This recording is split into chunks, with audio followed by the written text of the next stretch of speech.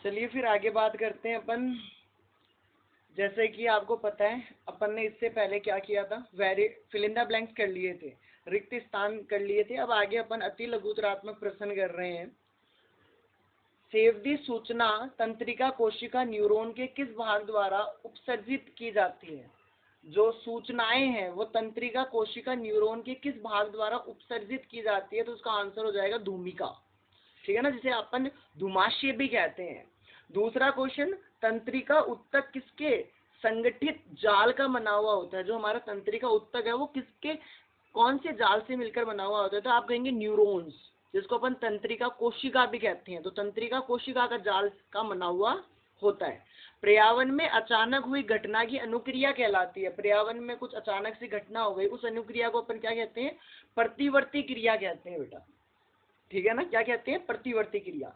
चौथा, केंद्रीय तंत्रिका तंत्र के मुख्य अंग है। केंद्रीय तंत्रिका तंत्र के मुख्य अंग क्या है? मस्तिष्क एवं मेरुरज्जु, ठीक है ना, मस्तिष्क एवं मेरुरज्जु। मस्तिष्क से निकलने वाली तंत्रिका कहलाती है। पांचवा क्वेश्चन है कि मस्तिष्क से निकलने वाली जो तंत्रिका है वो क्या कहलाती है? हम कहेंगे कपाल तंत्रिका कहलाती है, ठीक है। क्वेश्चन नंबर 6 है, मेरुरज्जु से निकलने वाली तंत्रिका क्या कहलाएगी? अभी अभी हमने पढ़ा मस्तिष्क से निकलने वाली तंत्रिका कपाल तंत्रिका, और अगर मेरुरज्जु से कोई तंत्रिका निकल रही है तो हम उसे क्या कहेंगे? मेरु तंत्रिका कहेंगे, ठीक है। क्वेश्चन नंबर 7 है, केशुरुक दंड किस तंत्रिका उत्तक की सुरक्षा करता है? केशुरुक दंड किस तंत्रिका उत्तक की सुरक्षा करता है? तो हम कहेंगे मेरुरज्जु की सुरक्षा करता है। क्वेश्चन नंबर 8, परागनलिका का बीजांड की ओर वृद्धि करना कौन सी गति है? परागनलिका का बीजांड की ओर वृद्धि करना कौन सी गति है? तो आप कहेंगे रासायनुवर्तन गति है, ठीक है ना, रासायनुवर्तन गति है। पादवों की जड़ों की गति किस गति का उदाहरण है? पादवों की जड़ों की गति किस गति का उदाहरण? तो आप कहेंगे धनात्मक गुरुत्वनीय या ऋणात्मक प्रकाशनुवर्तन की गति का उदाहरण है। छुई मुखी पादप देखा होगा, जिसको हाथ लगाते मुरझा सा जाता है, तो वो छुई मुई पादप की पत्तियों में कौन सी गति पाई जाती है? तो आप कहेंगे कंपानुकुचन गति पाई जाती है। जो छुई मुई पौधा होता है उसके अंदर जनरली कौन सी गति पाई जाएगी? कंपानुकुचन गति पाई जाएगी। पादप के तने की वृद्धि किस गति का उदाहरण है? जो पादप है, पौधा है, उसके तने के अंदर जो गति होती है, वृद्धि होती है, उसके अंदर कौन सी गति है? तो आप कहेंगे धनात्मक प्रकाशनुवर्तन या ऋणात्मक गुरुत्वीयवर्ती गति है। मटर के पादन की गति किस गति का उदाहरण है? तो हम कहेंगे स्पाशनुवर्तन गति का उदाहरण है। 13वां क्वेश्चन है, पादवों में रासायनिक संवेय किस पदार्थ द्वारा होता है? तो पादवों में जो रासायनिक संवेय है वो हार्मोन द्वारा होता है, ठीक है। आगे हम बात करते हैं नेक्स्ट क्वेश्चन नंबर 14, फलों और बीजों में किस हार्मोन की सांद्रता अधिक होती है? जो फल और बीज होते हैं उसमें कौन से हार्मोन की सांद्रता अधिक होती है? तो आप कहेंगे साइटोकाइन। साइटोकाइन हार्मोन इसके अंदर ज्यादा होते हैं, हार्मोन की सांद्रता अधिक होती है फलों और बीजों के अंदर। तने की पर्व संधियों की लंबाई में वृद्धि हेतु उत्तरदायी पादप हार्मोन है। जो तने की पर्व संधियां होती हैं उनकी लंबाई की वृद्धि के लिए कौन सा हार्मोन उत्तरदायक है? हम कहेंगे जिबरीन। क्या? जिबरीन। आगे हम कहेंगे पादप के प्ररोग के अगर भाग में संश्लेषित होने वाला हार्मोन है। जो पादप का प्ररोग का अगर भाग है उसमें कौन सा हार्मोन संश्लेषित होता है? तो आप कहेंगे ऑक्सिन, ठीक है ना। ये हार्मोन के नाम याद रखने, जनरल एग्जाम के अंदर पूछ लेता है। पादप वृद्धि स्मतक हार्मोन का नाम बताइए। पादप वृद्धि स्मतक हार्मोन कौन सा है? एमिलिसिलिक अम्ल है, ठीक है ना, यही है। आगे आपसे पूछ ले, कोशिका विभाजन को प्रेरित करने वाला हार्मोन कौन सा है? कोशिका विभाजन को प्रेरित करने वाला हार्मोन कौन सा है? आपका साइटोकाइनिन है। कौन सा है बेटा? साइटोकाइनिन है। पत्तियों का मुरझाना या झड़ना किस हार्मोन का प्रभाव दर्शाता है? तो आप कहेंगे एबिसिलिक अम्ल का उदाहरण, एमिलिसिलिक अम्ल हार्मोन का प्रभाव दर्शाता है।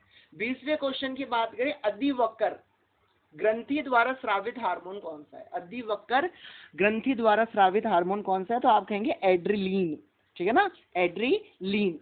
संकटकालीन हार्मोन कौन सा है? यही है, एड्रिलीन। मोचक हार्मोन किस ग्रंथि द्वारा स्रावित होता है? तो मोचक हार्मोन जनरली हाइपोथैलेमस ग्रंथि द्वारा स्रावित होता है। 23वां पीयूष ग्रंथि को हार्मोन स्रावन के लिए प्रेरित करने वाला हार्मोन कौन सा है? पीयूष ग्रंथि को हार्मोन स्रावित करने के लिए कौन सा हार्मोन प्रेरित करेगा? तो आप कहेंगे मोचक हार्मोन प्रेरित करेगा। इंसुलिन हार्मोन किस ग्रंथि द्वारा स्रावित होता है? तो इंसुलिन हार्मोन जनरली अग्नाशय ग्रंथि द्वारा स्रावित होता है। 25वें क्वेश्चन की बात करें, रुधिर में शर्करा स्तर का नियमन कौन सा हार्मोन करता है? रुधिर है उसके ना शर्करे का जो लेवल है वो बढ़ाने का या घटाने का काम कौन सा हार्मोन करेगा? इंसुलिन करेगा बेटा। ठीक है, फिर हम आगे बात करें क्वेश्चन नंबर 26 कि शरीर की सबसे बड़ी अंतःस्रावी ग्रंथि है, कि शरीर की सबसे बड़ी अंतःस्रावी ग्रंथि कौन सी है? तो आप कहेंगे थायराइड। ठीक है ना, थायराइड सबसे बड़ी अंतःस्रावी ग्रंथि है, याद रखना एग्जाम में आ सकता है। मिश्रित ग्रंथि कौन सी ग्रंथि है? तो आप कहेंगे अग्नाशय। अग्नाशय को मिश्रित ग्रंथि के नाम से जाना जाता है। स्रावित हार्मोन का समय और मात्रा का नियंत्रण किस विधि से होता है? जो भी आपका हार्मोन स्रावित होगा उसका समय और उसका मात्रा नियंत्रित कौन सी विधि करती है? तो आप कहेंगे पूर्ण वर्मन विधि करती है। आगे हम बात करें प्रतिवर्ती क्रिया का उदाहरण बताओ। तो प्रतिवर्ती क्रिया का उदाहरण आप ये कह सकते हो कि आपने किसी भी गर्म टोपिए को या बर्तन को छुआ और छूते ही आपका हाथ पीछे चला गया, तो वो प्रतिवर्ती क्रिया है। जैसे हमने उदाहरण में लिख के रखा, आग की लो से हाथ पीछे खींचना, कि आप आग की लो की तरफ गए और आपका हाथ अचानक पीछे आ गया, तो वो प्रतिवर्ती क्रिया ही है बेटा। ठीक है ना, ये हमने वेरी शॉर्ट किए हैं, टोटल 29 वेरी शॉर्ट हमने इस चैप्टर के सेलेक्ट किए हैं। आगे हम बात करते हैं लघुत्तरात्मक प्रश्न, जो आपको खुद को आंसर फाइंड आउट करने हम क्वेश्चंस बता रहे हैं आपको। जैसे कि पहला क्वेश्चन है, पादपों में रासायनिक समन्वय किस प्रकार होता है? ठीक है ना, पादपों में रासायनिक समन्वय किस प्रकार होता है। सेकंड क्वेश्चन है, प्रतिवर्ती क्रिया किसे कहते हैं? इसी के एक और क्वेश्चन है, प्रतिवर्ती चाप क्या होता है? ये दोनों क्वेश्चन साथ में पूछ लिया कि प्रतिवर्ती क्रिया क्या और प्रतिवर्ती चाप क्या है। छठवां क्वेश्चन पूछ लिया, न्यूरॉन के विभिन्न भागों का नाम बताइए, कि न्यूरॉन के अलग अलग पार्ट पढ़े हुए आपने उसका नाम बताना है, न्यूरॉन का वर्ग बताना है, कार्य लिखना है। स्पर्शनुवर्ती गति एवं प्रकाशनुवर्ती गति की परिभाषा देनी है। ठीक है ना, इन दोनों गतियों के बारे में बताना है। आगे अपन बात करते हैं नेक्स्ट क्वेश्चन, ऐच्छिक क्रिया एवं प्रतिवर्ती क्रिया में अंतर बताना है, आने वाला सा क्वेश्चन है। अगला पीयूष ग्रंथि द्वारा स्रावित हार्मोन का नाम और उसके कार्य एवं कमी से होने वाले रोग लिखने हैं, कि पीयूष ग्रंथि कौन कौन से हार्मोन स्रावित करता है और उनकी कमी से कौन कौन सी बीमारी हो सकती है, उनके बारे में बताना है। क्वेश्चन नंबर 7 एग्जाम में आने वाला है कि थायराइड ग्रंथि के हार्मोन का नाम लिखिए। थायराइड ग्रंथि कौन सा हार्मोन स्रावित करती है उसका नाम लिखना है, उसके कार्य लिखने हैं और उसके कमी से होने वाले रोग का नाम लिखना है। ठीक है ना, 3 क्वेश्चन एक में ही है कि थायराइड ग्रंथि के हार्मोन का नाम लिखना है, उसके कार्य लिखने हैं, उसकी कमी से होने वाले रोग का नाम आपको लिखना है। कोई दो ग्रंथि के नाम एवं उनके द्वारा स्रावित हार्मोन के नाम लिखिए। कोई भी दो ग्रंथि का नाम लिखना है जनरली, और उनके द्वारा जो स्रावित हार्मोन है उनके नाम आपको लिखने हैं। अगला 9वां क्वेश्चन है, संकटकालीन परिस्थितियों में एंड्रेलिन हार्मोन किस प्रकार कार्य करता है, ये बताना है। क्वेश्चन नंबर 10वां है, हमारे शरीर में ग्राही का क्या कार्य है? यदि ग्राही उचित कार्य नहीं करे तो क्या समस्या उत्पन्न हो सकती है? हमारे शरीर के ना जो ग्राही है उसका क्या कार्य है, पहले ये बताना है, और अगर वो ग्राही अच्छे से कार्य ना ही करेगा तो हमारे अंदर कौन कौन सी समस्या उत्पन्न होगी वो आपको बताना है। 11वां क्वेश्चन, मस्तिष्क के कितने भाग हैं, नाम लिखिए। मस्तिष्क के जनरली जितने भाग हैं उतने बताकर उनके नाम आपको लिखने हैं। न्यूरॉन्स या न्यूरॉन का नामिक चित्र बनाना एग्जाम में आने वाला है, न्यूरॉन का नामिक चित्र। और जंतुओं में प्रतिवर्ती चाप क्यों विकसित हुआ, ये भी आपको बताना है। ठीक है ना, ये 13 क्वेश्चन हमने सेलेक्ट किए हैं शॉर्ट के, जिसके आंसर्स आपको फाइंड आउट करने हैं बेटा। ठीक है, चलिए फिर हम आगे बात करते हैं हमारे अगले चैप्टर की तरफ, जो कि है अध्याय 17, जीव जनन कैसे करते हैं। ये हमारे एग्जाम के अंदर 7 नंबर का चैप्टर है। तो सबसे पहले हम इस चैप्टर के एमसीक्यू क्वेश्चंस के ऊपर बात कर लेते हैं। सबसे पहला क्वेश्चन हमसे ये पूछा जा रहा है कि अलैंगिक जनन, आपने पढ़ा होगा अलैंगिक जनन। अलैंगिक जनन मुकुलन द्वारा होता है। अब ऐसा कौन सा जीव है जिसमें अलैंगिक जनन मुकुलन द्वारा होता है, हमें उसका पता करना है। तो हमें ऑप्शंस दिए गए हैं, अम्बीबा है, ईस्ट है। तो इनमें से किसके अंदर जनरली अलैंगिक जनन पाया जाता है? तो आप कहेंगे ईस्ट के अलैंगिक जनन की मुकुलन विधि पाई जाती है। तो हम कहेंगे ईस्ट के अंदर मुकुलन विधि पाई जाती है, ईस्ट के अंदर मुकुलन विधि पाई जाती है।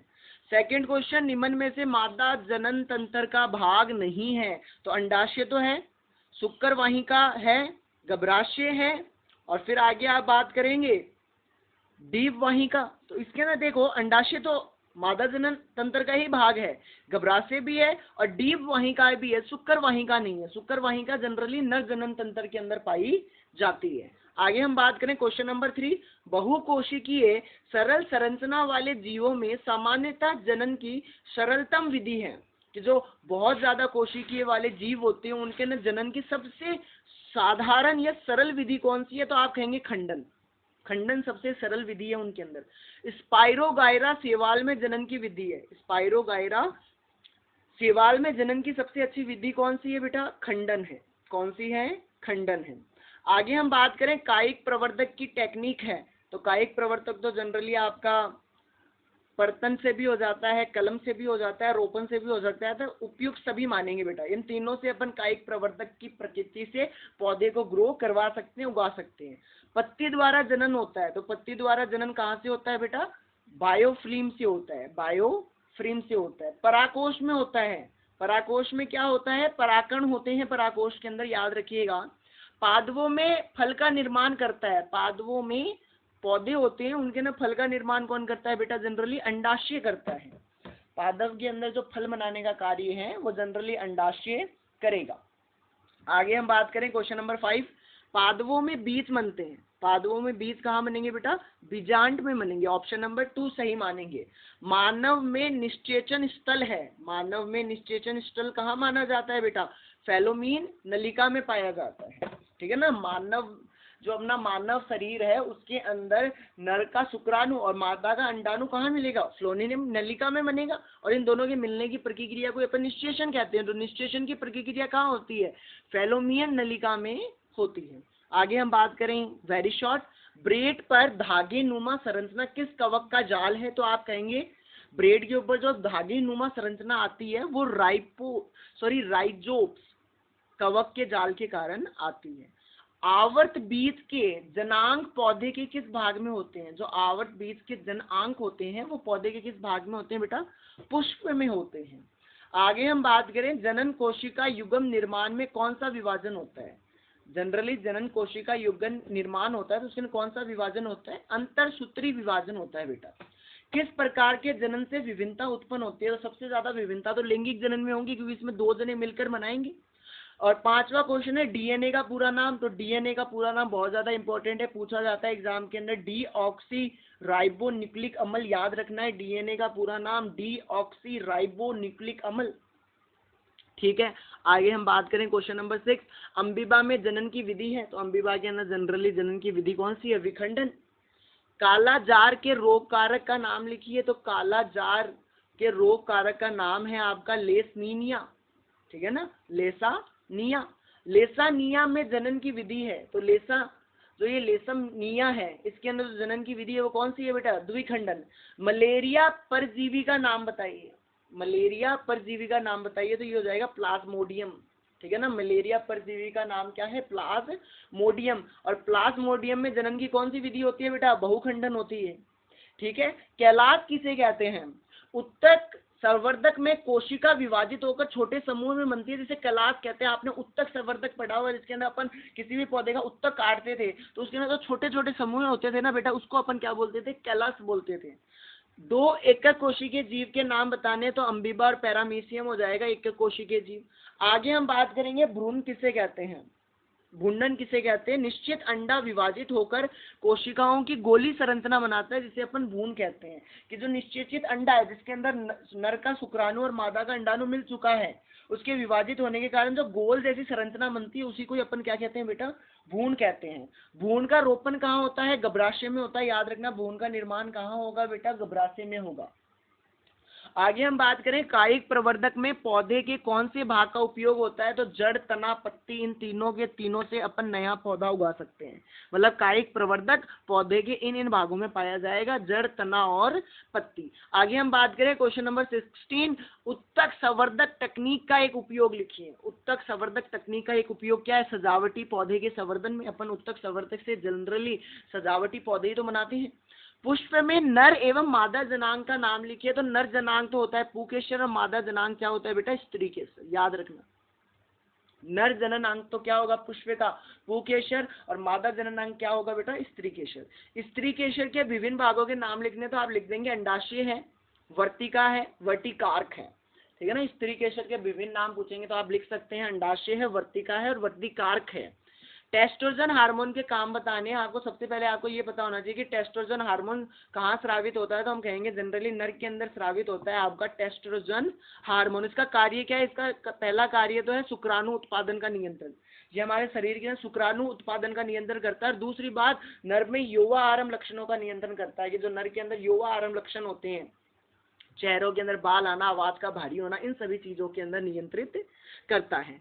आगे हम बात करते हैं द्विखंडन किसे कहते हैं। लघुतरात्मक क्वेश्चन आ चुके हैं। यहाँ तक हमने अति लघुतरात्मक की है। थोड़ी सी स्पीड ज्यादा है क्योंकि मेरे को कम समय के अंदर ज्यादा कंटेंट आपको देना है बायो का, इसलिए स्पीड थोड़ी सी ज्यादा है। आप थोड़ी सी वीडियो को स्लो मोशन में देखकर समझ सकते हैं, और अगर ऐसे ही समझ में आ रहा है तो ऐसे चलने दीजिए। हमने 19 क्वेश्चन अति लघुतरात्मक किए हैं, फिर हम आ रहे हैं लघुतरात्मक की तरफ। हम बात करते हैं द्विखंडन किसे कहते हैं। उदाहरण लिखिए, ऐसा जनन जिसमें जीव निर्धारित दो भागों में विभाजित हो। हम ऐसे कहते हैं जनन की ऐसी विधि जिसके अंदर जीव दो भागों के अंदर टूटता हो, उसे हम क्या कहेंगे? द्विखंडन कहेंगे बेटा, ठीक है। और द्विखंडन किस में पाया जाता है? अम्बीबा में, लेसमिया में, ठीक है। ये है प्लेनेरिया में पूर्व वर्धन द्वारा जनन कैसे होता है। तो आप कहेंगे प्लेनेरिया जैसे सरल प्राणियों को यदि कई टुकड़ों में काट दिया जाए तो प्रत्येक टुकड़े विकसित होकर पूर्ण जीवों का निर्माण कर लेते हैं, जिसे पूर्व विद्धन कहते हैं। ये विशिष्ट कोशिका में संपादित होता है। सपोज कीजिए कि एक प्लेनेरिया है, ये मैंने एक जीव बना दिया। ये कौन है? प्लेनेरिया है। मैंने इसको बेटा जनरली क्या किया, कुछ भागों के अंदर काट दिया, तो ये 3 भागों के अंदर कट गया और ये आगे चलकर तीनों भाग क्या बन जाएंगे? नए जीव बन जाएंगे। तो इन्हीं को अपन क्या कहते हैं बेटा? पूर्ण निर्माण कहते हैं, ठीक है ना। एक ऐसी प्रक्रिया जिसमें जीव 2 या 2 से ज्यादा अधिक भागों के अंदर टूटता है और आगे चलकर नए जीव बनाएगा, वो है पुनर्वर्धन क्रिया। अब आपको आगे ये जो मलेरिया है, ठीक है ना, प्लेनरिया है, प्लेनरिया में जो पूर्व जनन है उसका चित्र बनाना, ठीक है ना। ये जो यहाँ पर ये पूर्व जुद्धन लिखा हुआ है पूर्ण जनन है, तो आपको जनरली प्लेनरिया में पूर्ण जनन का चित्र बनाना है, जो मैंने आपको बताया। और हाइड्रा में मुकुलन का सचित्र वर्णन करना है। एग्जाम के अंदर आने वाला सा क्वेश्चन है, हाइड्रा में मुकुलन का सचित्र वर्णन समझाइए। अगले क्वेश्चन की बात करें, कायिक प्रवर्धक के क्या लाभ है बताइए। और इसी के अथवा में हमने क्वेश्चन शिफ्ट करके रखा है, कुछ पौधों को उगाने में कायिक प्रवर्धक का उपयोग किया जाता है। क्यों किया जाता है भैया? तो हम कहेंगे पौधे में पुष्प एवं फल कम समय में लगते हैं, कि कायिक प्रवर्धक से हमने कोई भी पौधा उगाया तो उसके ना फूल और जो फल है वो बहुत जल्दी उग जाएंगे। यह विधि जनरली केले, संतरे, गुलाब जैसे पौधे उगाने में की जाती है जो बीज उत्पन्न करने की क्षमता खो चुके होते हैं। जनरली अपन कायिक प्रवर्धक से उन पौधों को उगाते हैं जो बीज उत्पन्न करने की क्षमता को खो चुके होते हैं, ठीक है ना। इस विधि में उत्पन्न पौधे अनुवांशिक रूप से जनन पौधे के समान ही होते हैं, मतलब कि जो अनुवांशिकता लक्षण है वो लगभग समान होगा उसके जो जनन पौधे हैं उससे, ठीक है ना। आपको जनरली समझ में आया होगा कि कायिक प्रवर्धक क्या है। कि कायिक प्रवर्धक एक ऐसी प्रक्रिया थी जिसके अंदर हम किसी भी पौधे के जड़, तना, भाग को काटकर एक नया पौधा उगा रहे थे। उसके फायदे क्या क्या हैं कि पुष्प और फल हमें बहुत कम समय के अंदर मिल जाते हैं। और ऐसे पौधे जिनको अपन बीज की क्षमता वो खो चुके होते हैं, मतलब बीज द्वारा उगाने में उनको ज्यादा समय लगता है, तो उनके अपन कायिक भाग काट कर उगा सकते हैं, ठीक है ना। आगे आपसे क्वेश्चन पूछ रहा है राइबोजोप्स, ठीक है ना। राइजोप्स कवक में जनन कैसे होता है?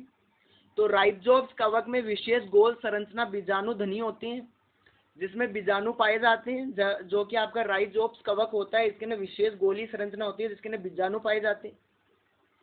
ये बीजाणु वृद्धि करके राइजोप जीव बनाते हैं, जिन्हें अपन बीजाणु समग्न कहते हैं, ठीक है। फिर आपको आगे राइजोप में बीजाणु समग्न का चित्र बनाना है।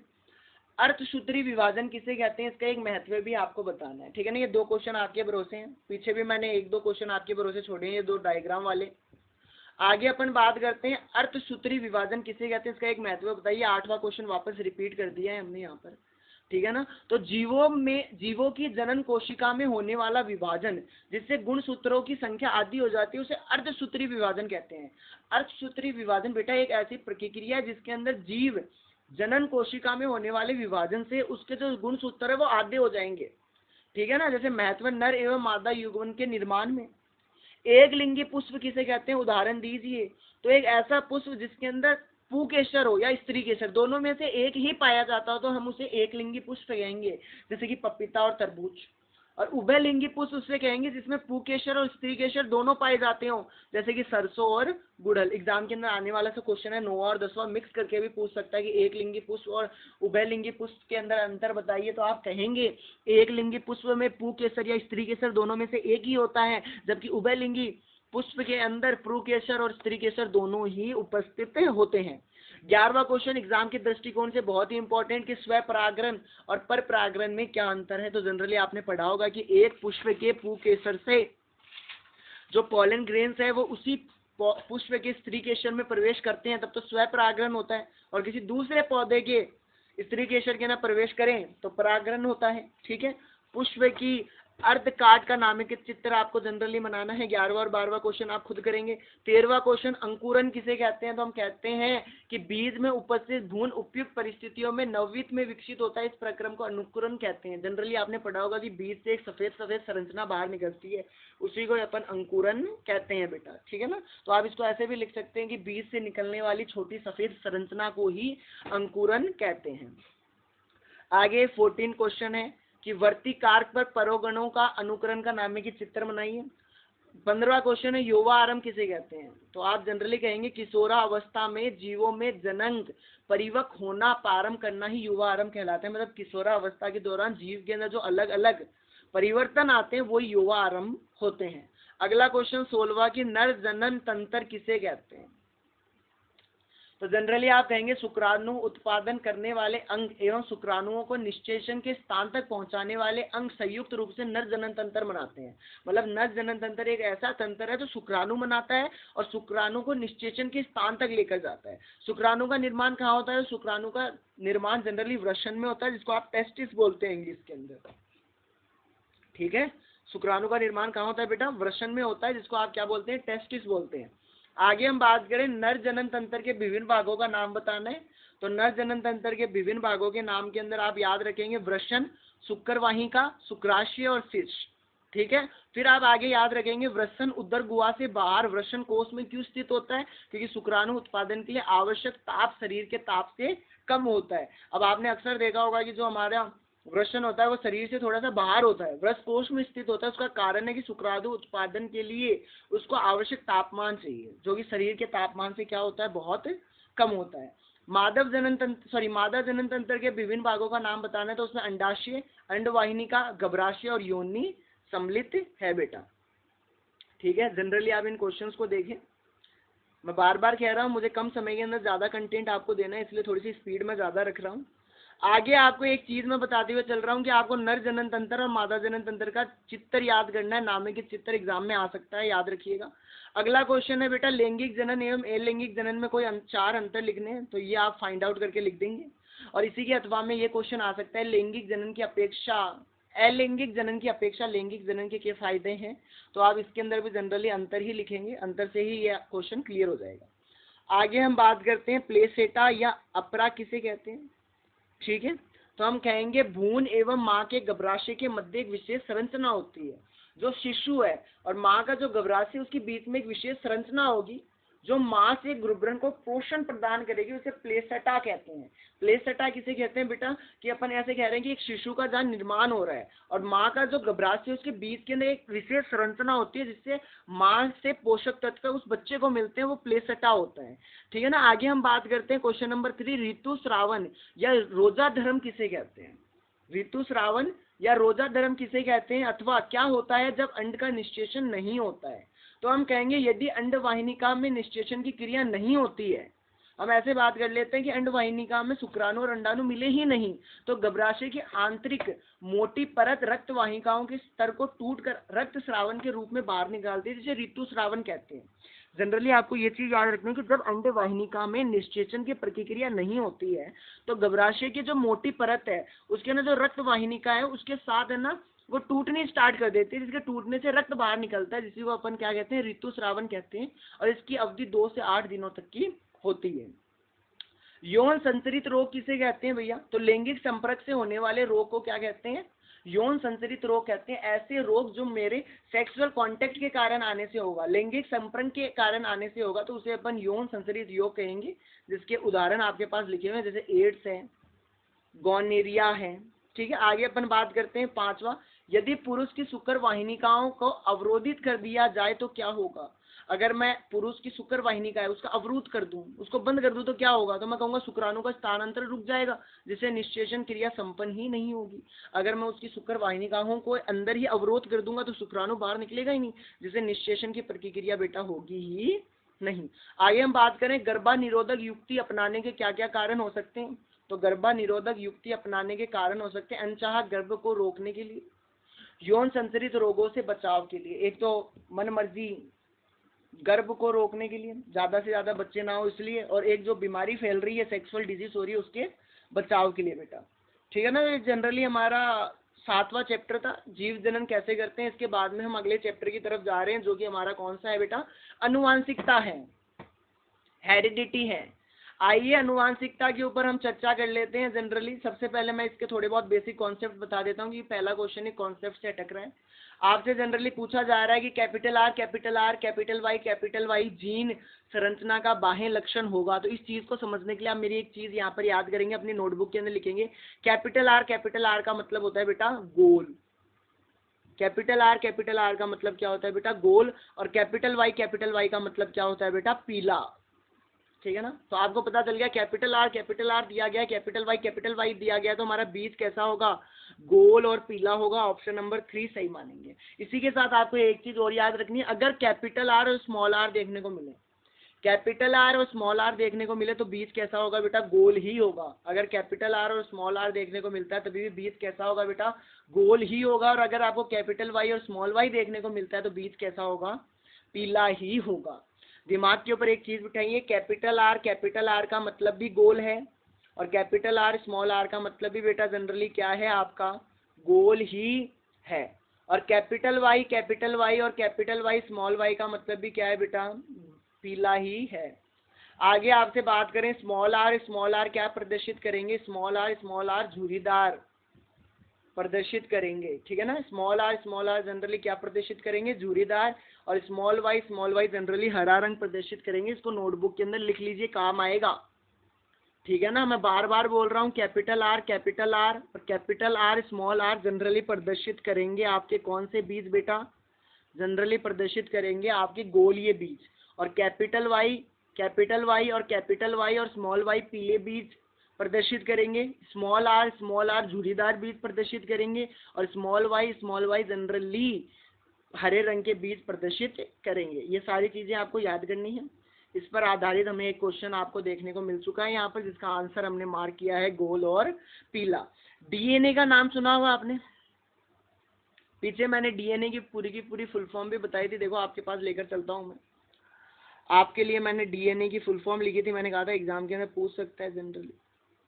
ये रहा डीएनए का पूरा नाम, डीऑक्सी राइबो न्यूक्लिक अम्ल, याद रखना है। डीएनए का पूरा नाम डीऑक्सी राइबो न्यूक्लिक अम्ल। ठीक है। अब अपन अपने अनुवांशिकता में आ जाते हैं। तो जो डीएनए का वह भाग जिसमें किसी प्रोटीन का संश्लेषण के लिए सूचना होती है उसे क्या कहते हैं? डीएनए का वह भाग जिसमें किसी प्रोटीन संश्लेषण के लिए सूचना होती है उसे अपन क्या कहते हैं बेटा? जीन कहते हैं, याद रखना। जनरली जीन की एक परिभाषा अपन ये भी पढ़ते हैं कि जीन अनुवांशिकता की सबसे छोटी से छोटी इकाई है। अगर एग्जाम के अंदर पूछ ले कि जीन किसे कहते हैं तो आप कहेंगे जीन अनुवांशिकता की सबसे छोटी से छोटी इकाई है, सूक्ष्मतम इकाई है।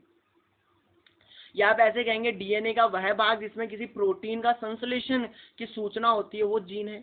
आगे आपसे पूछ रहा है कैपिटल टी और स्मॉल टी का आप क्रॉस करवाते हैं तो जो आपको संति मिलती है उसके लक्षण क्या होते हैं? तो जनरली आपने पढ़ के रखा है कि अगर मैं कैपिटल टी और स्मॉल टी का बेटा क्रॉस करवाऊं, जनरली मैं कैपिटल टी और स्मॉल टी का क्रॉस करवाऊंगा बेटा, तो मेरे पास क्या निकल कर आएगा? कैपिटल टी स्मॉल टी और स्मॉल टी और स्मॉल टी। ठीक है ना। ध्यान से सुनना, बोलने के अंदर थोड़ा सा ऐसे अजीब सा लग सकता है पर आपने क्रॉस करना सीखा होगा। क्रॉस के अंदर हम ये कहते हैं कि कैपिटल टी का स्मॉल टी के साथ करा दिया, कैपिटल टी का स्मॉल टी के साथ करा दिया, तो हमारे पास कैपिटल टी और स्मॉल टी मिला। इन दोनों का मतलब होता है बीज जो आपका पौधा है वो कैसा है? लंबा है। फिर आपने स्मॉल टी का स्मॉल टी के साथ करवाया, फिर एक बार और स्मॉल टी का स्मॉल टी के साथ कराया, तो आपको क्या मिला बेटा? जनरली आपको मिला बेटा स्मॉल टी, जिसका मतलब क्या है? जिसका मतलब है आपका पौधा कैसा है बेटा? बोना है। पौधा कैसा है बेटा? बोना पौधा आपको जनरली मिला है। ठीक है, आगे अपन बात करेंगे इसके लक्षण प्रारूप क्या होंगे। तो मैं कहूँगा शुद्ध लंबे पौधे तो मुझे 2 मिले, और शुद्ध बोने पौधे भी मुझे 2 मिले, तो इनका अनुपात कितना हो जाएगा बेटा, 1:1 हो जाएगा। तो ऑप्शन नंबर फर्स्ट अपन सही मानेंगे, 1:1। ठीक है, इसको मैं रफ कर देता हूँ। तो ऐसे आप क्रॉस करवा के एग्जाम के अंदर चीजों को समझ सकते हैं।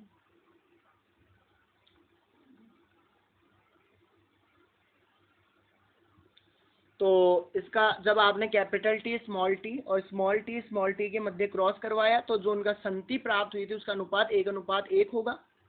आगे अपन बात करें चौथा, जब आप शुद्ध लंबे पौधे कैपिटल टी और शुद्ध बोने पौधे स्मॉल टी का संकरण करवाते हैं, तो F1PD में संति होती है। अब आपने अक्सर मेंडल का पहला नियम पढ़ा होगा, तो मैं डायरेक्टली कह सकता हूं कि जब मेंडल ने कैपिटल टी और स्मॉल टी का संकरण करवाया था, तो उसे सभी पौधे कैसे मिले थे, कैपिटल टी और स्मॉल टी मिले थे।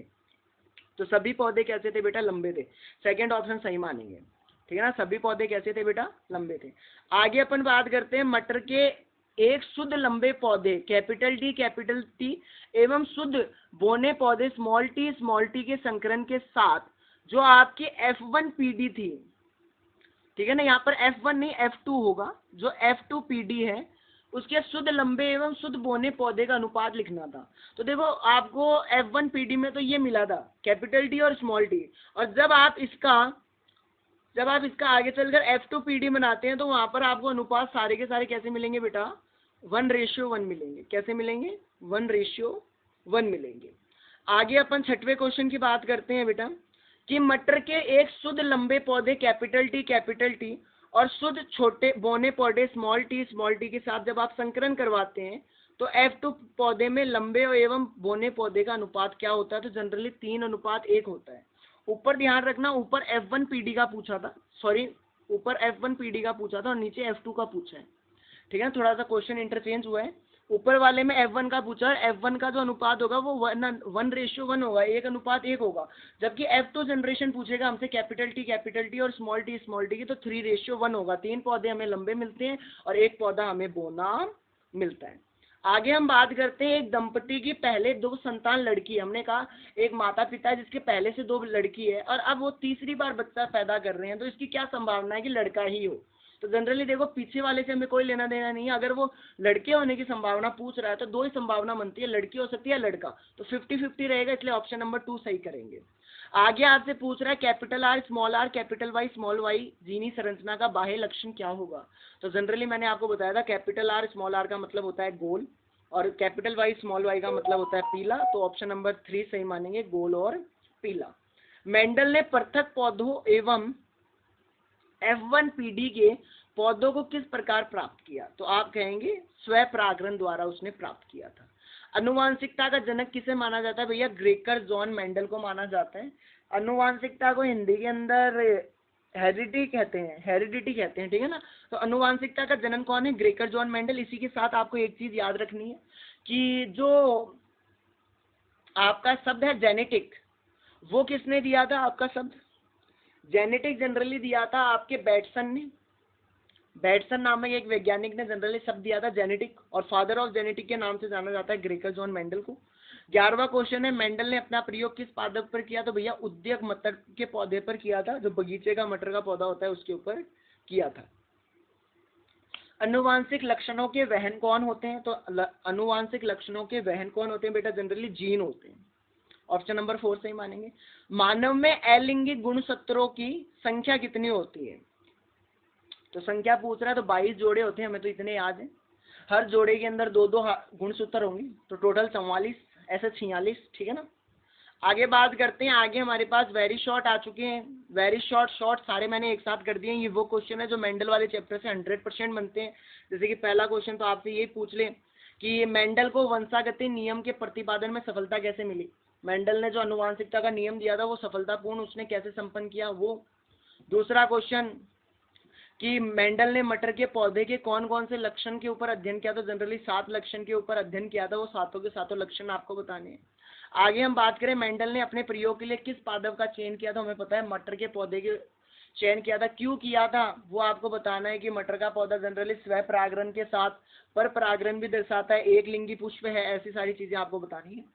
प्रभाविता के नियम को आरेख द्वारा समझाइए अथवा एकल संकरण प्रयोग को आरेख द्वारा समझाइए। देखिए ये दोनों क्वेश्चन एक ही है। एकल संकरण जो अपन करवाते हैं उसी को अपन प्रभाविता का नियम कहते हैं। कैपिटल टी और स्मॉल टी के बीच में जो क्रॉस है उसी को अपन कहते हैं एकल संकरण। ठीक है ना, ये आपको जनरली बताना है। आगे बेटा अपन बढ़ें तो आपके पास आगे आपको देखने को मिलेगा कि मनुष्य में लिंग निर्धारण किस प्रकार होता है, आरेख बनाकर समझाइए। तो आपको आरेख बनाना सिखाया था XY वाला, वो आरेख आपको बनाना है। जनरली 50-50 रेशियो मिलेंगे। तो बेटा इसी के साथ हमारा अनुवांशिकता भी कंप्लीट होता है। अनुवांशिकता के हमने इंपॉर्टेंट क्वेश्चन सेलेक्ट किए थे जो मैंने आपको बताए हैं। तो मैंने आपको बायो के बेटा लगभग है ना 4 चैप्टर करवाए हैं। कितने चैप्टर? 4 चैप्टर करवाए हैं, और ये 4 चैप्टर हमें अभी तक 25 दे रहे हैं, जबकि मैंने कहा था बायो के 5 चैप्टर मिलाकर 30 देंगे। तो अब हमें बायो के उन एक चैप्टर को और पढ़ना है जो एग्जाम के ना 5 नंबर का आ रहा है, जो कि हमारा कौन सा है, इन्वायरमेंट, जिसको आप बोलते हैं बेटा पर्यावरण। तो आइए जल्दी जल्दी उस चैप्टर को कंप्लीट करते हैं। ठीक है, तो देखिए ये रहा आपका पर्यावरण, ठीक है ना, इन्वायरमेंट। यहाँ से आपके क्वेश्चन स्टार्ट हो रहे हैं। लगभग 8 स्लाइडों के अंदर मैंने क्वेश्चन एडजस्ट किए। आइए बात करते हैं। तो ये आपका चैप्टर है इन्वायरमेंट। पहला क्वेश्चन है आपके पास कि पारितंत्र में कौन सा घटक सम्मिलित होता है। पारितंत्र में कौन सा घटक सम्मिलित होता है? तो आप कहेंगे जैव और अजैव घटक दोनों सम्मिलित होते हैं। परितंत्र बनाने के लिए जैव घटक और अजैव घटक दोनों ही होते हैं। आहार श्रृंखला का प्रथम पोषी स्तर कौन होता है? तो हमें पता है खाना देने वाला, मतलब कि उत्पादक आहार नाल का प्रथम पोषक स्तर होता है बेटा। ठीक है, आगे अपन बात करते हैं क्वेश्चन नंबर 3। स्वपोषी और प्रकाश में निहित ऊर्जा को ग्रहण करके कौन सी ऊर्जा में बदलता है? स्वपोषी प्रकाश ऊर्जा को बदलता है कौन सी ऊर्जा में बेटा? जनरली रासायनिक ऊर्जा में। ठीक है ना, आपने प्रकाश संश्लेषण में पढ़ा था ना कि प्रकाश की ऊर्जा का रासायनिक ऊर्जा में परिवर्तन। चौथा क्वेश्चन, आहार नाल श्रृंखला में एक पोषी स्तर से दूसरे पोषी स्तर में कितनी ऊर्जा स्थानांतरित होती है? तो 10%। नियम पढ़ा हुआ आपने 10% वाला, उससे। आहार जाल में किस प्रकार की आहार श्रृंखला उत्तम मानी जाती है? जो हमारा बेटा आहार जाल होता है उसमें किस प्रकार की आहार श्रृंखला उत्तम मानी जाती है? सीधी आहार श्रृंखला या साकित आहार श्रृंखला? तो जनरली हम इसका आंसर मार्क करते हैं, वो करते हैं साकित आहार श्रृंखला को आहार जाल में सबसे श्रेष्ठम या उत्तम आहार श्रृंखला मानी जाती है। आगे अपन बात करें कि स्थलीय पारितंत्र में हरे पौधे की पत्तियों द्वारा प्राप्त होने वाली सौर ऊर्जा का कितना प्रतिशत भाग खाद्य ऊर्जा में संचित हो जाता है? तो जनरली हम कहेंगे 1% ऊर्जा। ठीक है, खाद्य जाल में ऊर्जा का प्रवाह किस प्रकार से होता है? कोई आपसे पूछ ले तो आप कहोगे एक दिशा में ही होता है। फिर अगला 8वां क्वेश्चन है कि निम्न में से कौन सा आहार श्रृंखला का निर्माण करता है? तो आपको जनरली पता है कि सबसे पहले तो उत्पादक आएगा। तो ये खाना बनाने वाला और उत्पादक को कौन खाता है? शाकाहारी जंतु खाता है। तो ये पहला वाला होगा नहीं क्योंकि इसने मांसाहारी दे दिया। फिर अब घटक तो पहले आ ही नहीं सकता, शाकाहारी आ ही नहीं सकता, तो बचा कौन सा? दूसरा। याद रखना है आपको, उत्पादक से जो चीज मिलेगी वो शाकाहारी जंतु खाएगा, शाकाहारी को मांसाहारी, मांसाहारी को अब घटक खाएगा। ठीक है ना, तो आहार श्रृंखला का जो व्यवस्थित क्रम है वो होता है उत्पादक, शाकाहारी, मांसाहारी और अब घटक। ठीक है, आगे अपन बात करते हैं क्वेश्चन नंबर 9। उपभोक्ता को मुख्यतः बांटा गया है। तो उपभोक्ता को जनरली अपन शाकाहारी, मांसाहारी और सर्वाहारी तीनों में बांटते हैं, तो उपयुक्त सभी माना जाएगा। ठीक है, हरे पौधे प्रकाश की उपस्थिति में आहार बनाने के लिए कौन सी गैस का इस्तेमाल करते हैं बेटा? तो CO2 का करते हैं। आगे अपन बात करें ओजोन के एक अणु में कितने ऑक्सीजन के परमाणु उपस्थित होते हैं? तो बेटा 3 होते हैं। O3 ओजोन का सूत्र होता है। O3 किसका सूत्र होता है बेटा? ओजोन का। तो ओजोन के अंदर ऑक्सीजन परमाणु कितने होते हैं बेटा? 3 होते हैं। आगे अपन बात करें वायुमंडल में ओजोन की मात्रा में तीव्रता से गिरावट कौन से वर्ष में देखी गई? कौन से साल के अंदर ये देखा गया कि वायुमंडल के अंदर ओजोन की मात्रा बहुत ज्यादा गिर रही है? तो हम कहेंगे वो हमें देखा गया था 1980 में, 1980 में। आहार श्रृंखला में सर्वाधिक ऊर्जा किस स्तर पर संचित होती है? तो आहार श्रृंखला में सर्वाधिक ऊर्जा संचित होती है बेटा उत्पादक में। ठीक है ना, उत्पादक के पास सबसे ज्यादा एनर्जी होती है, फिर तो आगे आगे एनर्जी कम होती जाती है। निम्न में से कौन सा आहार श्रृंखला का निर्माण करते हैं? तो जनरली मैंने कहा घास, गेहूं, आम। घास, बकरी, मानव। हाँ, ये दूसरा जम रहा है कि घास को बकरी ने खाया, बकरी को मानव ने खाया, तो सेकंड वाला सही मानेंगे। ठीक है ना, औरों के अंदर ऐसा क्रम नहीं बैठेगा क्योंकि मैंने अभी जस्ट पीछे बताया था कि सबसे पहले आपका कौन आता है बेटा? उत्पादक आता है, फिर शाकाहारी, फिर मांसाहारी। तो यहाँ पर देखिए सेकंड ऑप्शन में यही हो रहा है। जैव आवर्धक उत्पन्न करने वाले पदार्थ कौन से है? तो जैव आवर्धक उत्पन्न करने वाले पदार्थ पीड़ानाशी है, डीडीटी है, शाखानाशी है और उपयुक्त सभी है। जनरली एग्जाम के अंदर आपसे डीडीटी का पूरा नाम पूछ सकता है। डीडीटी का पूरा नाम क्या होता है बेटा? Generally dichloro diphenyl trichloromethane. ठीक है ना, ये नाम आपको याद रखना है जनरली। ऐसा तो अपन आगे क्लास लेंगे, उसके अंदर अपन बात कर लेंगे। ठीक है ना, आगे अपन बात करते हैं अपमार्जक का कार्य है। अपमार्जक का कार्य, तो अपमार्जक का कार्य क्या है बेटा? पदार्थों का चक्कीकरण करना। ठीक है ना, पदार्थों का चक्कीकरण करना।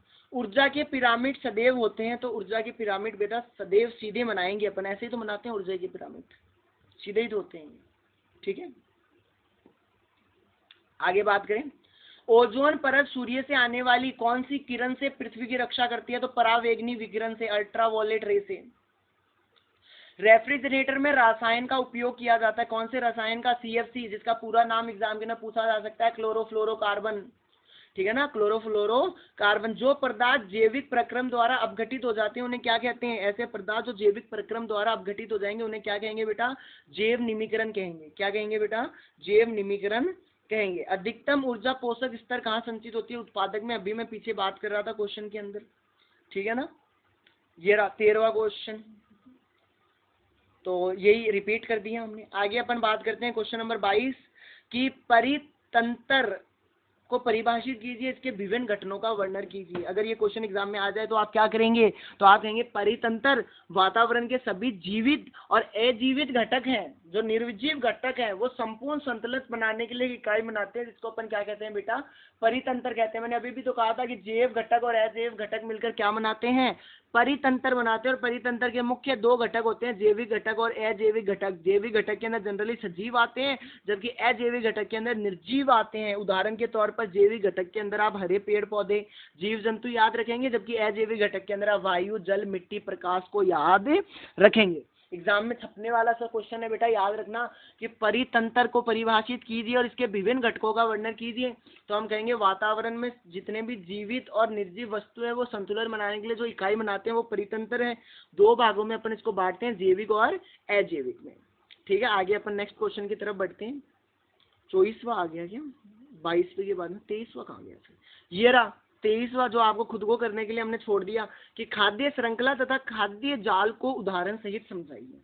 आपको जनरली खाद्य श्रृंखला, फूड चेन, और खाद्य जाल, फूड वेव को एग्जाम्पल के साथ समझाना है। आगे अपन बात करते हैं 24वां क्वेश्चन, परितंत्र में जैविक पोषक स्तरों को समझाना है। तो जनरली आपको याद आ रहा हो तो हम परितंत्र में आपको पोषक स्तर बताया होगा कि पहले उत्पादक होता है, फिर उपभोक्ता होता है। उपभोक्ता में हमने 3 कैटेगरी पढ़ी थी, प्राथमिक उपभोक्ता, द्वितीय उपभोक्ता, तृतीय उपभोक्ता, और लास्ट में आता था आपका अपघटक। उसके बारे में हमें पढ़ना है, तो आ जाइए शुरू करते हैं। जनरली आपसे बात करते हैं परितंत्र।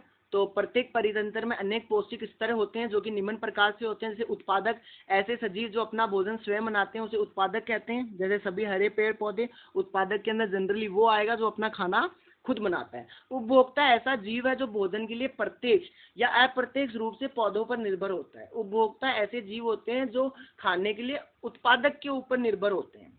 ठीक है, उपभोक्ता के निम्न प्रकार हो सकते हैं। जैसे प्राथमिक उपभोक्ता ऐसे जीव जो सीधे हरे पौधे से अपना भोजन प्राप्त करें, जैसे शाकाहारी जंतु। द्वितीय उपभोक्ता में ऐसे जीव जो दूसरे जीवों को खाकर अपना खाना प्राप्त करें, जैसे मांसाहारी जंतु। तृतीय उपभोक्ता में ऐसे जो मांसाहारी जंतु और दूसरे मांसाहारी जंतु से अपना खाना प्राप्त करें लेकिन दूसरे जंतु को ना खा सकते। रुकना एक बार। तृतीय उपभोक्ता या शीर्ष उपभोक्ता ऐसे मांसाहारी जंतु जो दूसरे मांसाहारी जंतु से अपना भोजन प्राप्त करें लेकिन इनको दूसरे जंतु नहीं खा सकते, ये याद रखना है। ठीक है, तीसरा उपभोक्ता में वो जंतु आएंगे जो किसी दूसरे जानवर को तो खा सकते हैं पर उन जानवर को कोई नहीं खाएगा। जैसे कि शेर है, शेर बकरी को खा सकता है, अब शेर को कौन खाएगा? ठीक है ना, ऐसे।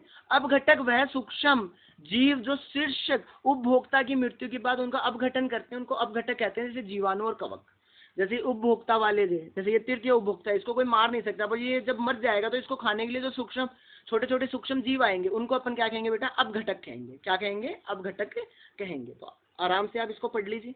आगे क्वेश्चन नंबर 25 है, जैव निमीकरणीय और अजैव निमीकरणीय पदार्थों में अंतर बताना है। सॉरी, आपको जनरली जैव निमीकरणीय और अजैव निमीकरणीय पदार्थ के अंदर अंतर बताना है, जो आप जनरली फाइंड आउट करके बता देंगे। अगला है निम्न पर टिप्पणी लिखनी है, एक तो ओजोन परत का अवक्षय और एक कचरा प्रबंधन। ठीक है, जनरली ओजोन परत की बात करें तो ओजोन परत एक अवक्षय ओजोन ऑक्सीजन के 3 परमाणु से बनता है, जिसे O3 से लिखते हैं। ठीक है ना, यहाँ पर थोड़ी सी टाइपिंग मिस्टेक है, O3 से लिखते हैं। ठीक है ना, O3 कर लेना इसको, यहाँ पर नहीं लिखा जा रहा है, मैं इसको ऊपर कर देता हूँ। O3 लिखते हैं। ओजोन परत सूर्य से आने वाली पराबैंगनी विकिरणों को रोककर पृथ्वी की सुरक्षा करता है। ये पराबैंगनी विकिरण जीवों के लिए अत्यंत हानिकारक है, इससे मानव के त्वचा में कैंसर उत्पन्न हो सकता है। ओजोन परत जनरली 3 ऑक्सीजन के परमाणुओं से मिलकर बना हुआ होता है। जनरली ओजोन परत सूर्य से आने वाली जो प्रकाश पराबैंगनी विकिरण है उसको पृथ्वी से आने से रोकता है। अगर ये किरणें आ जाती हैं तो त्वचा कैंसर उत्पन्न हो सकता है, मतलब त्वचा का कैंसर उत्पन्न हो सकता है, जिसे अपन स्किन कैंसर कहते हैं। ठीक है, पर लेकिन ज्यादातर CFC क्लोरोफ्लोरोकार्बन इस ओजोन परत को क्या कर रहे हैं बेटा, नष्ट कर रहे हैं, जिससे ओजोन की परत में गिरावट आने लग गई है और सूर्य की हानिकारक जो पराबैंगनी किरण है वो पृथ्वी तक पहुंचने लग गई है, जिससे मानव में त्वचा कैंसर अधिक होने लगा है। ठीक है, जनरली हमें ये कह रहा है कि ओजोन परत जनरली क्या है कि सूर्य से जो अल्ट्रावायलेट रे आ रही है, पराबैंगनी किरण आ रही है, उससे बचाने का काम करता है। अगर ये ओजोन लेयर नहीं होगा तो हमारे जो मानव है उसके ना स्किन कैंसर हो जाएगा, त्वचा कैंसर हो जाएगा। और ऐसे धीरे धीरे देखा जा रहा है कि CFC है ये ओजोन परत को नष्ट कर रहा है, जिससे ओजोन परत में गिरावट आ रही है, जिसे सूर्य की जो हानिकारक पराबैंगनी किरण है जो पृथ्वी के अंदर आ रही है, जिससे मानव के अंदर त्वचा कैंसर फैल रहा है। आगे अपन बात करें बेटा कचरा प्रबंधन वर्तमान में किसी भी नगर में जाने पर कचरे चारों ओर कचरे के ढेर दिखाई देते हैं। आपने अक्सर देखा होगा कि आजकल अपन कहीं पर भी चले जाते हैं, हमारे आसपास बहुत से कचरे का ढेर हमें देखने को मिलते हैं। हमारी जीवन शैली में हो चाह रहे सुधार के साथ साथ उत्पादित कचरे की मात्रा भी बहुत अधिक होती जा रही है। ये चीज भी आपने नोटिस करी होगी कि जैसे जैसे समय बढ़ रहा है, आदमी की जनसंख्या बढ़ रही है, वैसे वैसे कचरे भी ज्यादा हो रहे हैं। पैकिंग के तरीकों में बदलाव, जैसे कि अजैव निमीकरण वस्तु के कचरे में प्रयोग वृद्धि हुई है। जनरली पैकेजिंग वाले जो कचरे हैं, जैसे कि आलू की चिप्स आजकल थैलियों में भरकर आ रही है, दूध की थैलियां आ रही है, उनसे कचरा ज्यादा हो रहा है, जिससे हमारे पर्यावरण पर नकारात्मक प्रभाव पड़ रहा है। जनरली पर्यावरण प्रदूषित हो रहा है। इस प्रकार हमारे द्वारा उत्पादित कचरा का निपादन एक गंभीर पर्यावरणीय समस्या बनते जा रहा है। कचरा प्रबंधन के अंदर जनरली अपन बात करते हैं कि वर्तमान समय के अंदर जैसे जैसे जनसंख्या बढ़ रही है बेटा, वैसे वैसे भारत के ना कचरों का ढेर बढ़ रहा है। और ये कचरों का ढेर कैसे बढ़ रहा है कि आजकल हर चीजें थैलियों में आने लग गई, जिससे पॉल्यूशन ज्यादा हो रहा है, जिससे हमारे इन्वायरमेंट के अंदर क्या है, नेगेटिव एनर्जी फैल रही है। ठीक है ना, नकारात्मक प्रभाव पड़ रहा है। ठीक है, इन चीजों को आप देखिए। हमारी क्लास की अंतिम स्लाइड है ये, जिसके अंदर हमने 2 क्वेश्चन लिए हैं। एक तो है डिस्पोजल प्लास्टिक कप की अपेक्षा कागज के कप इस्तेमाल किए हुए क्यों फायदेमंद होते हैं। जनरली प्रदूषण कम करते हैं। अभी मैं प्लास्टिक के ऊपर बात कर रहा था कि प्लास्टिक के कारण कचरा ज्यादा हो रहा है, तो हम कहते हैं डिस्पोजल प्लास्टिक कप अजैविक निमीकरण पदार्थ है जो पर्यावरण में बने रहते हैं और पर्यावरण को प्रदूषित करते हैं, जबकि कागज के कप जैव निमीकरणीय पदार्थ है जो पर्यावरण को प्रदूषित नहीं करते हैं। मतलब कागज के कप को अपन बार बार रिसाइकल कर सकते हैं, रिन्यू कर सकते हैं। ठीक है ना, किसी परितंत्र में ऊर्जा प्रभाव को समझाइए। तो जनरली आपको पता है कि कोई भी परितंत्र में ऊर्जा प्रभाव होती है तो वो 10% होती है। हर पोषक स्तर से 10% की ऊर्जा स्तर स्थानांतरित होती है। एक बार अपन इस आंसर को भी पढ़ लेते हैं कि किसी परितंत्र में ऊर्जा प्रभाव की 2 मुख्य विशेषता है। ऊर्जा का प्रभाव एक दिशिक होता है, मतलब कि एक दिशा के अंदर होता है। स्वपोषी जीवों द्वारा ग्रहण की गई ऊर्जा पुण्य और सौर ऊर्जा में परिवर्तित नहीं हो सकती। अब स्वपोषी ने जो एक बार ऊर्जा ग्रहण कर ली वो वापस किसी ऊर्जा में परिवर्तित नहीं होगी। शाकाहारियों को स्थानांतरित की गई ऊर्जा पुण्य पादप के लिए उपलब्ध नहीं होगी। अब आपको ये भी पता है कि एक बार किसी चीज ने अपनी ऊर्जा दे दी तो वो वापस उस चीज से अपनी ऊर्जा नहीं ले सकता और अपनी ऊर्जा को किसी दूसरी ऊर्जा की ना बदल भी नहीं सकता। 10% ऊर्जा का नियम प्रत्येक पोषी स्तर पर ऊर्जा की हानि 90% होने के कारण एक पोषक स्तर से दूसरे पोषक स्तर में केवल 10% ही ऊर्जा स्थानांतरित करता है। जैसे कि आपने पढ़ा था कि जैसे कि घास है, घास के अंदर 100% एनर्जी है, पर कोई जीव उसको खाता है तो उसको तो 10% ही मिलेगी, उसको तो 10% ही मिलती है ना। ये चीज हमें किसने बताई, 10% ऊर्जा का नियम नहीं बताई। ठीक है ना, तो बेटा ये आपके बायो के इंपॉर्टेंट क्वेश्चंस हैं जो मैंने आज की क्लास के अंदर आपको करवाया है। आशा करते हैं कि आप इस क्वेश्चंस को दोबारा से एक बार स्लाइड के माध्यम से रिवाइज करेंगे। ये बायो के वो क्वेश्चंस हैं जो एग्जाम में आने वाले से हैं। हमने क्वेश्चंस के माध्यम से बेटा बायो का कंप्लीट रिवीजन किया है। आगे आने वाली 1-2 क्लासों के अंदर अपन थ्योरेटिकल मामले को भी देखेंगे, पर एक बार आपको बायो करवानी जरूरी है, हो गई थी, ठीक है ना, कि छुट्टियां लगभग 3 दिन की है, तो 3 दिनों के अंदर एक अच्छा कंटेंट आपको बायो का मिल जाए, इसलिए हमने ये क्वेश्चन आपको पहले ही प्रोवाइड करवा दिए। इन क्वेश्चंस को आप बार बार रिवाइज करें। तो ये आपकी बायो की क्लास यहाँ पर समाप्त होती है। हमने 5 चैप्टर कंप्लीट किए हैं। आप मेरे साथ इतने लंबे समय तक जुड़कर पढ़ रहे थे, इसलिए आप सभी का धन्यवाद। अगर आपको ये क्लास बिल्कुल अच्छी लगी हो, थोड़ी सी भी पसंद आई हो, तो आप इसको अपने दोस्तों के साथ शेयर करें, वीडियो को लाइक करें और कमेंट सेक्शन में जरूर बताएं कि आपका क्या डाउट रह गया और आपको क्लास कैसी लगी। तो चलिए फिर आपसे हम मिलते हैं नेक्स्ट क्लास के अंदर। तो till then keep practicing, keep learning. Thank you and good bye.